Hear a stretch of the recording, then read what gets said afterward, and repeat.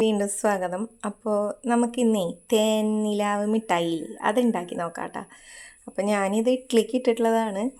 അപ്പോൾ ഇതിൽ നിന്ന് കുറച്ച് ഉഴുന്നും കുറച്ച് അരിയും കൂടി എടുത്തിട്ടാണ് ഉണ്ടാക്കാൻ പോണത്. അപ്പോൾ നമുക്കത് ഉണ്ടാക്കി നോക്കാം. എങ്ങനെ ആകുമെന്നൊന്നും അറിയില്ല, നോക്കി നോക്കാം. നിലാവിൻ്റെ റെസിപ്പിയിൽ നന്നായി പൊന്തിയൊക്കെ വന്നിട്ടുണ്ട് കേട്ടോ. ഇതിനി കുഞ്ഞെ ഉണ്ടകളാക്കി എടുക്കണം. എന്നിട്ട് വേണം നമ്മൾ വെളിച്ചെണ്ണയിലേക്ക് ഇതിട്ട് കൊടുക്കാൻ.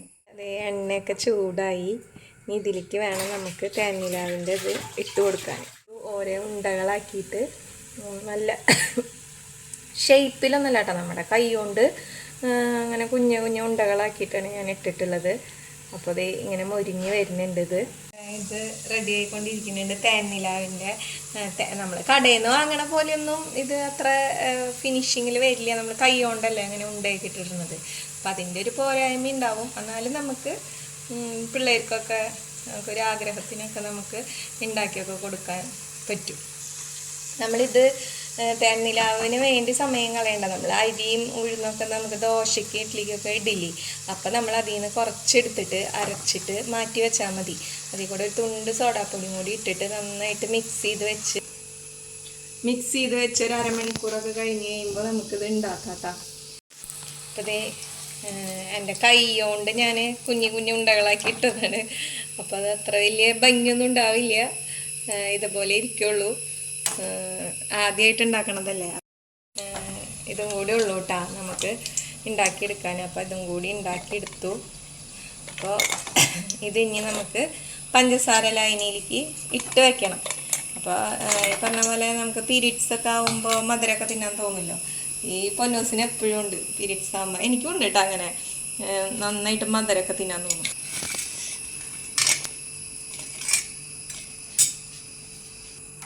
അപ്പോൾ നമുക്ക് ഈ ലായനി ഇതിലേക്ക് ഒഴിക്കാം കേട്ടോ.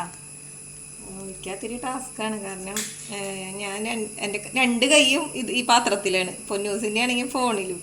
അപ്പം എങ്ങനെ ഒഴിക്കും പൊന്നൂസേ? അപ്പം ഞാൻ തന്നെ പിടിച്ചിട്ട് ഒഴിക്കുകയാണ് കേട്ടോ.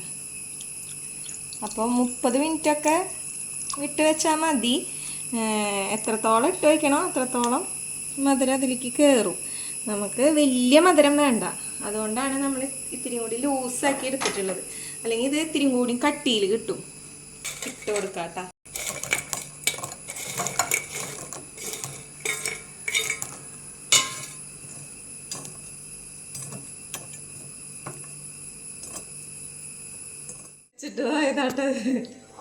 ചെറുതായിട്ട് ഉറുമ്പ് കയറി ഗൈസ്, കണ്ടോ സൈഡിൽ.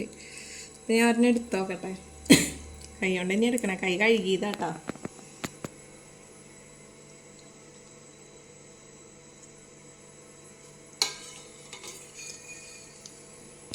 മധുരമൊക്കെ കയറിയിട്ടുണ്ട്. നമ്മൾ കടയിൽ നിന്ന് വാങ്ങണ തേനിലാവിൻ്റെ ഇതൊന്നും ഇല്ല, എന്നാലും അത്യാവശ്യം രുചിയൊക്കെ ഉണ്ട്. അപ്പം ഇഷ്ടമുള്ളവർ ഉണ്ടാക്കി നോക്കാം.